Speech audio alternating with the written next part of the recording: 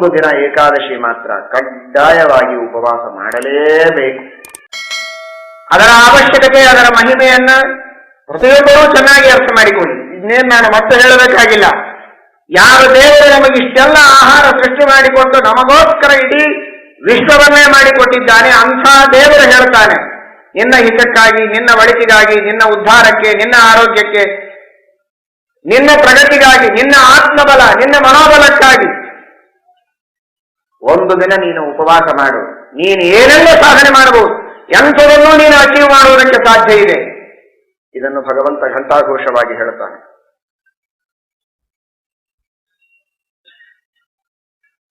ಯಾವ ವ್ಯಕ್ತಿ ನಿಮಗೆ ಇರುವುದಕ್ಕೆ, ಕೂಡುವುದಕ್ಕೆ ಮನೆಯಲ್ಲಿ ಒಂದಿಷ್ಟು ಅವಕಾಶ ಕೊಟ್ಟಿದ್ದಾನೆ, ಅಂಥ ವ್ಯಕ್ತಿ ಒಂದು ಸ್ವಲ್ಪ ನನಗೂ ಕೂಡ್ಲಿಕ್ಕೆ ಅವಕಾಶ ಕೊಡು ಅಂತ ಕೇಳಿದ್ರೆ ಸರಿಯೋದಿಲ್ಲ, ಕೂತಲ್ಲಿ ಹೀಗೆ ಕೂಡ್ತೇನೆ, ದೆವ್ವ ಕೂತಾಗಿ ಅಂದ್ರೆ ಎಂಥ ಮೂರ್ಖ ಅಂತ ಬೈತಾರೆ ನೋಡುವ ಜನ. ಅಲ್ಲ, ನಿನಗೆ ಅಕಾಮಡೇಟ್ ಮಾಡಿದವರೇ ಅವರೊಂದು ಸ್ವಲ್ಪ ಸರಿ ನಾನು ಕೂಡ್ತೀನಿ ಅಂದ್ರೆ ನೀನು ಸ್ಥಳ ಕೊಡೋದಿಲ್ಲಲ್ಲ ಅಂತ. ಹಾಗೆ ನಿಮಗೆ 14 ದಿವಸ ಯಥೇಚ್ಛವಾಗಿ ತಿನ್ನೋದಕ್ಕೆ, 360 ದಿವಸಗಳಲ್ಲಿ 24 ದಿವಸ ಬಿಟ್ಟು ಉಳಿದ ದಿವಸ ನಿಮಗೆ ತಿನ್ನುವುದಕ್ಕೆ, ಉಣ್ಣುವುದಕ್ಕೆ, ಯಥೇಚ್ಛವಾಗಿ ಉಂಡು ತಿಂದು ಮೆರೆಯುವುದಕ್ಕೆ, ಮಜಾ ಮಾಡುವುದಕ್ಕೆ ಅವಕಾಶ ಮಾಡಿ ಕೊಟ್ಟವನೇ ಆ ದೇವರು. ಹೊರಗೆ ಆಹಾರ ಕೊಟ್ಟವನು ಅವನು, ಈ ದೇಹ ಕೊಟ್ಟವನು ಅವನು, ಅವುಗಳ ಸಂಯೋಜನೆ ಮಾಡಿಸುವವನು ಅವನು.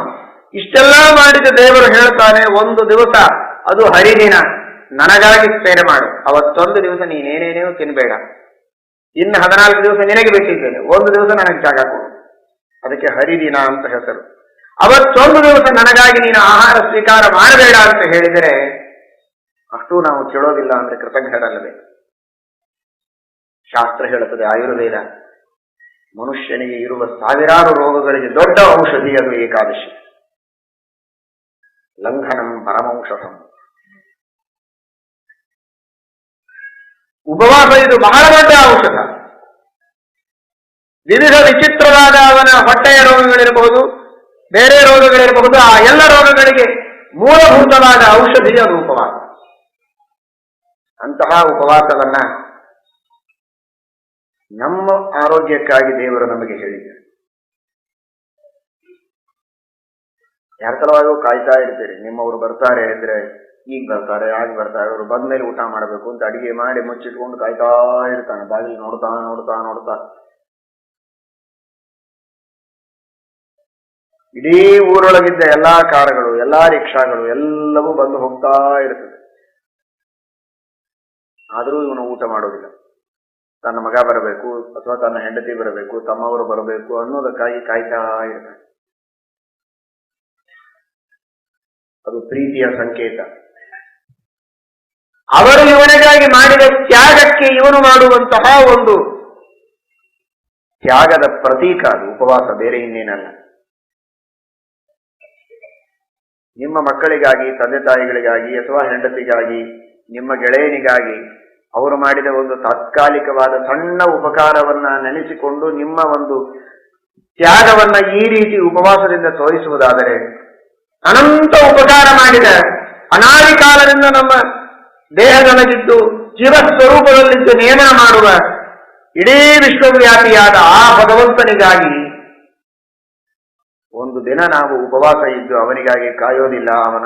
ಅವನು ನಮ್ಮ ಮನಸ್ಸಿನ ಮಂದಿರಕ್ಕೆ ಬರಬೇಕಾಗಿದೆ.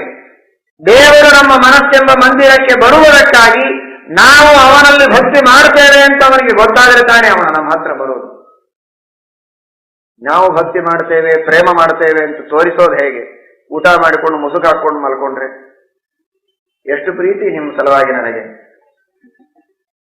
ಅದು ಹೇಗೆ ನೀವು ಬರ್ತೀರಿ ಅಂತ ಗೊತ್ತಾಯ್ತು ಪಾಪ, ಅದಕ್ಕೇನೆ ನಾನು ಬೇಗ ಊಟ ಮಾಡಿ ಎಲ್ಲ ಮುಗಿಸ್ಕೊಂಡು ಮಲ್ಕೊಂಡಿದ್ದೇನೆ. ಯಾರು ಬರ್ತಾರೆ ನಿಮ್ಮ ಮನೆಗೆ? ಮಾಡಿಟ್ಟುಕೊಂಡು ಕಾಯ್ತಾ ಊಟ ಮಾಡದೆ ಮನೆಯವರೆಲ್ಲ ದಾರಿ ಕಾಯ್ತಾ ಕುಳಿತಿದ್ರೆ ಅದು ಪ್ರೀತಿ ಅಂತ ಅರ್ಥ. ದೇವರು ನಮ್ಮ ಮನಸ್ಸಿನ ಮಂದಿರಕ್ಕೆ ಬರಬೇಕು ಅಂತ ಅಪೇಕ್ಷೆ ಇದ್ರೆ ಕೇವಲ ದೇವರನ್ನ ಬಾ ಬಾ ಅಂತ ಕರೆದ್ರೆ ಬರುವುದಿಲ್ಲ. ಭಗವಂತನಿಗಾಗಿ ನಾವು ಕಾಯಬೇಕು. ಅವನು ಬರೋವರೆಗೆ ಉಪವಾಸ ಇರಬೇಕು. ಅದು ಧ್ರುವರಾಜರು ಮಾಡಿದರು. ದೇವರ ಪ್ರತ್ಯಕ್ಷ ಆಗೋವರೆಗೆ ಉಪವಾಸ ಇದ್ದು ದೇವರನ್ನ ಕಂಡೇ ನಾನು ಆಹಾರ ತಗೊಳ್ತೇನೆ ಎಂದು. ಆ ಯೋಗ್ಯತೆ ನಮ್ಮದಲ್ಲ. ದೇವರು ಹೇಳಿದ ಕನಿಷ್ಠ ಪಕ್ಷ 15 ದಿನಕ್ಕೆ ಒಂದು ದಿನ ಆದರೂ ನೀನು ಉಪವಾಸ ಮಾಡು, ನನ್ನ ಮೇಲೆ ನಿನಗೆ ಪ್ರೀತಿ ಇದೆ ಅಂತ ನಾನು ತಿಳಿದುಕೊಳ್ತೇನೆ ಅಂತ. ಅಷ್ಟಕ್ಕಾದರೂ ನಾವು ತಯಾರಾಗದೇ ಇದ್ರೆ ಯಾವ ವಿಶ್ವಾಸ ದೇವರು ನಮ್ಮ ಮೇಲೆ ಮಾಡಲಿಕ್ಕೆ ಸಾಧ್ಯ? ಕೃತಜ್ಞರಾಗಬೇಡಿ, ಆತ್ಮಬಲವನ್ನು ಬೆಳೆಸಿಕೊಳ್ಳಿ. ಮನುಷ್ಯನಿಗೆ ಇವತ್ತು ದುರಭ್ಯಾಸ ಅಂದ್ರೆ ಕೆಲವರಿಗೆ ಏನೇನೋ ಗುಟ್ಕಾ ತಿನ್ನುವ ಚಟ, ಇನ್ಯಾವುದೂ ಬೇರೆ ಬೇರೆ ತರಹದ ಡ್ರಗ್ಗಳನ್ನು ತೆಗೆದುಕೊಳ್ಳುವ ಚಟಗಳಿವೆ, ವಿವಿಧವಾದಂತಹ ವ್ಯಸನಗಳಿಗೆ ಬಲಿಯಾಗಿರ್ತಾರೆ. ಅವುಗಳಿಲ್ಲದೆ ಇದ್ರೆ ನಾವು ಬದುಕೋದೇ ಸಾಧ್ಯ ಇಲ್ಲ ಅನ್ನೋ ಮಟ್ಟಿಗೆ ಕೆಲವರು ತಿಳಿದಿದ್ದಾರೆ. ಮನುಷ್ಯನಿಗೊಂದು ಆತ್ಮಸ್ಥೈರ್ಯವನ್ನ ಕೊಡುವಂತಹ ಉತ್ತಮ ಸದ್ಗುಣಿಯಾಗಿ ಮಾಡುವಂತಹ ಒಂದೇ ಒಂದು ದೊಡ್ಡ ಅಸ್ತ್ರ ಅಂದ್ರೆ ಅದು ಏಕಾದಶಿಯ ಉಪವಾಸ. ಧೈರ್ಯದಿಂದ ಏಕಾದಶಿಯ ಉಪವಾಸವನ್ನ ಮಾಡಿ ನೋಡಿ, ಒಂದೇ ಸಲ ಮಾಡಿ ನೋಡಿ. ಮನಸ್ಸು ಮಾಡಿದ್ರೆ ಏನು ದೊಡ್ಡದಲ್ಲ, ಏನೇನೇನೇನೂ ರೋಗ ಆಗುವುದಿಲ್ಲ, ಯಾವ ದಾಡಿಗೆ ಆಗುವುದಿಲ್ಲ. ಧೈರ್ಯದಿಂದ ಮನಸ್ಸು ಮಾಡಿ, ಹೌದು ನಾನು ಮಾಡಿಯೇ ತೀರ್ತೇನೆ. ಹೆಣ್ಣು ಮಕ್ಕಳಿರ್ಬೋದು, ಪುರುಷರಿರ್ಬೋದು, ವೃದ್ಧರಿರಬಹುದು, ಯುವಕರಿರಬಹುದು, ಯುವತಿಯರಿರಬಹುದು. ಧೈರ್ಯದಿಂದ ಮನಸ್ಸು ಮಾಡಿ. ಈ ವಿಷಯದಲ್ಲಿ ನಿಮ್ಮ ತಂದೆ ತಾಯಿ ಬೇಕಾದ ಹೇಳ್ಬೋದು, ನೀನು ಮನೆ ಹಿರಿಯರು ನಾವೇ ಮಾಡೋದಿಲ್ಲ, ನೀ ಏನ್ ಮಾಡ್ತೀವಿ, ನೀವೂ ಮಾಡಿ ನಾವು ಮಾಡ್ತೇವೆ ಅಂತ ಹೇಳಿ ಉಪವಾಸದ ವ್ರತವನ್ನ ಮಾಡಿ.